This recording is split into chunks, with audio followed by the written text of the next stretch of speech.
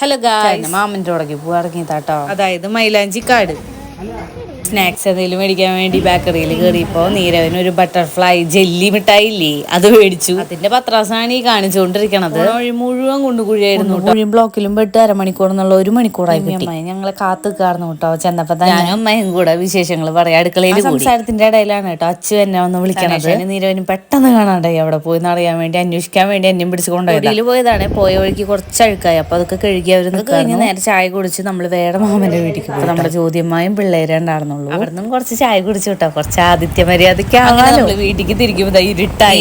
ഫ്രണ്ടിൽ നിന്ന് കാല് കഴിച്ചപ്പോ ബാക്കിലേക്ക് എന്റെ അടുത്തേക്ക് ചാടി. അങ്ങനെ കുറച്ച് കൊള്ളിയും പച്ചക്കറിയും മേടിച്ച് പിന്നെ ഹോട്ടലിൽ കയറി പൊറോട്ട മേടിക്കാനാണ്. എന്റെ സ്പെഷ്യൽ ബീഫ് കറി ഇരിക്കുന്നുണ്ട്. അതിനൊരു കോമ്പിനേഷൻ ആട്ടോ. വന്നിട്ട് നേരെ ഇല്ല കൊള്ളി മേടിച്ചിട്ടുണ്ട്. വേവിക്കാൻ സമയമില്ലാത്തോണ്ടാട്ടോ പൊറോട്ട മേടിച്ചു. ഞങ്ങളിത് അവിടെ എത്തുമ്പോ 10 മണിയായിട്ടുണ്ട്. വേഗം പൊറോട്ടയൊക്കെ പൊളിച്ച് അതായത് ഗ്രേവിയാണ് കേട്ടോ. പൊറോട്ടയുടെ കൂടെ കിട്ടുന്ന ഗ്രേവി ഉണ്ടല്ലോ, ചിക്കൻ കറി ഞാൻ തോന്നുന്നു. ബീഫ് കറി പറ്റില്ലടാ, ഭയങ്കര വേദനയാണ്. അതാട്ടോ എനിക്ക് സ്പെഷ്യൽ ഗ്രേവി. കുറച്ച് തുണികൾ വാഷിംഗ് മെഷീനിൽ ഇട്ടിട്ടുണ്ട്. അതുകൊണ്ടാട്ടോ നീരവനെ താഴെ ഇരുത്തിയിട്ട് ഞാൻ മുകളിലിരിക്കണത്. അവന്റെ കൂടെ ലാസ്റ്റ് ഞാൻ താഴെ ഇരുന്നു. ഞാൻ വേഗം പോയിട്ട് മാവും കൂടെ അരച്ചെടുത്തേ.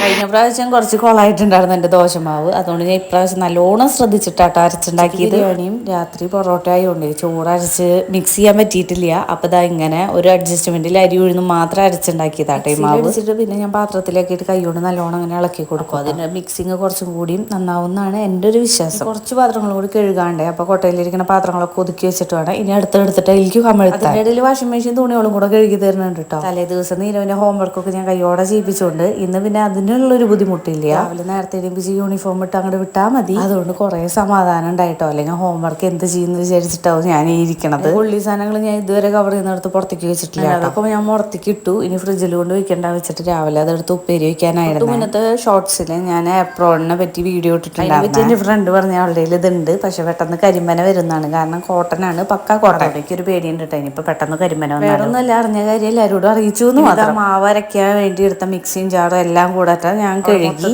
ഞാനൊന്ന് തുടച്ചെടുത്തിട്ടുള്ള വെള്ളം ഞാൻ കുപ്പികളിലാക്കിയിട്ട് എല്ലാ മുക്കിലും മൂലയിലും കൊണ്ടുവയ്ക്കലാണ് കേട്ടോ പതിവ്. ഇങ്ങനെയെങ്കിലും കണ്ടിട്ട് എല്ലാവരും ഒന്ന് വെള്ളം എടുത്ത് കുടിക്കാനുള്ള ഒരു തോന്നല് വരട്ടെ, അത് വിചാരിച്ചിട്ടാണ് ആ ചടങ്ങ് അങ്ങോട്ട് നടത്തിയിട്ട് പിന്നെ അതാ ഞാൻ വാഷിംഗ് മെഷീൻ്റെ അടുത്തേക്ക് പോകുന്നതൊക്കെ ഡ്രൈയറിലിട്ട് പിന്നെ സ്റ്റാൻഡിൽ വിരിച്ചിട്ട് കേട്ടോ ചെയ്യണത്. അതിൽ അച്ഛനും മോനും കെട്ടിപ്പിടിച്ച് അവിടെ ഒരു ഉറക്കം കഴിഞ്ഞു കേട്ടോ. വേഗം നീരവനെടുത്ത് ബെഡിൽ കൊണ്ട് കിടത്തി. ബാക്കി തുണികളൊക്കെ ഞാൻ വിരിച്ചിട്ടു. വലിയ ബ്ലാങ്കറ്റും കൂടെ ഞാൻ കഴുകി ഉണക്കി ഇട്ടിട്ടുണ്ട്. ഉണങ്ങി കിട്ടാൻ അവന്റെ കുഞ്ഞു കൃഷ്ണ. ഞാൻ വേഗം ജെല്ലുകളൊക്കെ അടച്ചിട്ട് കിടക്കാൻ പോവാണ്. TV ഒക്കെ കണ്ട് മെല്ലെ വന്നോളൂ കേട്ടോ. അടുത്ത വീഡിയോയിൽ കാണാൻ. ടാറ്റ.